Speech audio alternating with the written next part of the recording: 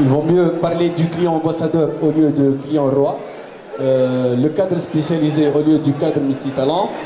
Être fier de soi pour que les gens qui m'entourent soient fiers de moi et non pas la fausse fierté ou la fierté d'autrui. On est fier d'être le fils de Monsieur X ou être fier d'être l'ami de Y.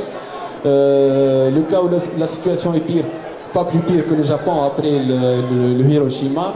Les moyens n'existent pas dans la moitié vide du verre. Les handicaps sont multiples, donc pas plus que Stéphane, que je disais que c'est un physicien totalement paralysé.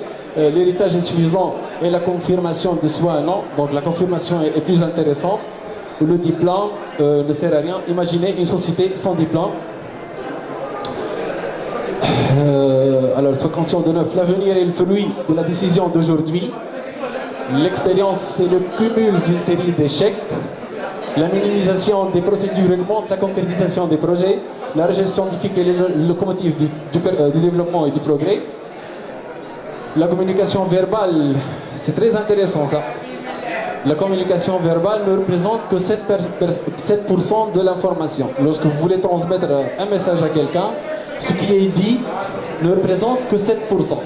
Ce qui accompagne la voix, la gravité, le temps, le découpage des mots, le sourire représente 35% et le gestalt en général, l'utilisation des mains par exemple pour expliquer mieux, ça représente donc 58%. Donc ce qu'on dit par exemple au téléphone est toujours insuffisant. Ça ne permet au récepteur d'avoir que 7% de l'information. Ensuite, tu as l'image de tes amis. Il faut bien choisir ses amis. Tu ne récoltes que les fruits de tes faits. Tu ne dois pas compter sur celui qui évite d'assumer la représenter. C'est très intéressant. Et que ta réussite dépend de ces deux personnes. Donc le commercial, on a bien expliqué tout à l'heure, et l'enquêteur, c'est la personne, que ce soit dans l'entreprise ou durant l'enquête, qui est responsable de collecter l'information et puis faire, par exemple, un dépouillement et faire une analyse. Donc pensez au cas d'une étude marché basée sur des personnes qui ne savent pas faire correctement leur travail en tant qu'enquêteur.